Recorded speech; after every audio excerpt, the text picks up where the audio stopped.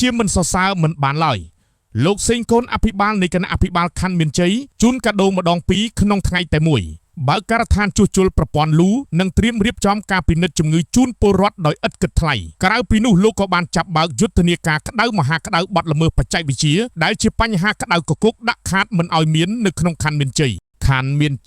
លោកសេងកុនអភិបាលនៃគណៈអភិបាលខណ្ឌមានជ័យបានបើកការដ្ឋានស្ថាបនាប្រព័ន្ធលូដោះទឹកនៅក្នុងសង្កាត់ចាក់អង្រែលើព្រមទាំងបានចុះពិនិត្យទីតាំងដើម្បីត្រៀមរៀបចំកម្មវិធីពិនិត្យនិងព្យាបាលជំងឺជូនប្រជាពលរដ្ឋដោយឥតគិតថ្លៃក្នុងថ្ងៃតែមួយ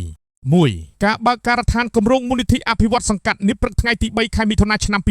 2026លោកសេងកុនអភិបាលនៃគណៈអភិបាលខណ្ឌមានជ័យរួមជាមួយលោកកៅសាវឿនចៅសង្កាត់ចាក់អង្រែលើក្រុមប្រឹក្សាសង្កាត់និងប្រជាពលរដ្ឋក្នុងមូលដ្ឋានបានអញ្ជើញចូលរួមក្នុងពិធីបើកការដ្ឋានគម្រោងមូលនិធិអភិវឌ្ឍសង្កាត់ឆ្នាំ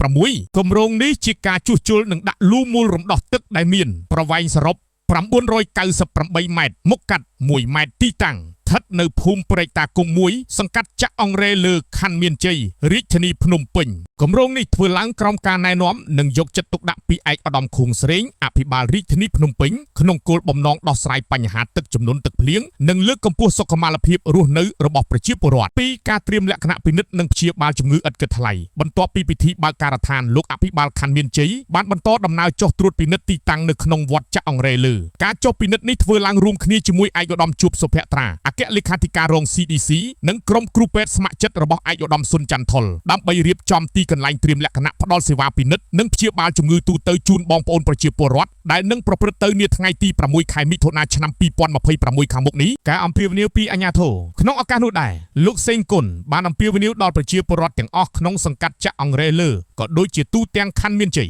ចូលរួមថែរក្សាសមិទ្ធផលហេដ្ឋារចនាសម្ព័ន្ធនានាដែលអាជ្ញាធរបានកសាងដើម្បីធានាបាននូវការប្រើប្រាស់យូរអង្វែងទន្ទឹមនឹងនេះលោកក៏បានគោរពអញ្ជើញបងប្អូនប្រជាពលរដ្ឋដែលមានបញ្ហាសុខភាពឬមានជំងឺប្រចាំកាយអញ្ជើញមកទទួលសេវាពិនិត្យពីគ្រូយោបល់និងស្ដាប់ការណែនាំពីក្រុមគ្រូពេទ្យស្ម័គ្រចិត្តឲ្យបានកុសកនៅថ្ងៃទី6ខែមិថុនាខាងមុខនេះនៅក្នុងឱកាសចុះបំពេញភារកិច្ចនោះដែរលោកសេងគុនអភិបាលនៃគណៈអភិបាលខណ្ឌមានជ័យក៏បានសំណូមពរទៅដល់បងប្អូនប្រជាពលរដ្ឋបើឃើញជនអាប្លែកមុខដូចជាជនបរទេសតាមរយៈការស្កេនប្រព័ន្ធទិន្នន័យអនឡាញឬក៏មានទីតាំងណាដែលផ្ដល់ជំរកឲ្យមានការស្កេនប្រព័ន្ធទិន្នន័យអនឡាញសូមរាយការណ៍ដល់កងកម្លាំងសមត្ថកិច្ចអាចចុះអន្តរាគមន៍ត្រួតពិនិត្យនិងទប់ស្កាត់បានទាន់ពេលវេលាដើម្បីរួមគ្នាបង្កើតសហគមន៍មួយប្រកបដោយសុវត្ថិភាពនិងការអភិវឌ្ឍប្រកបដោយនិរន្តរភាព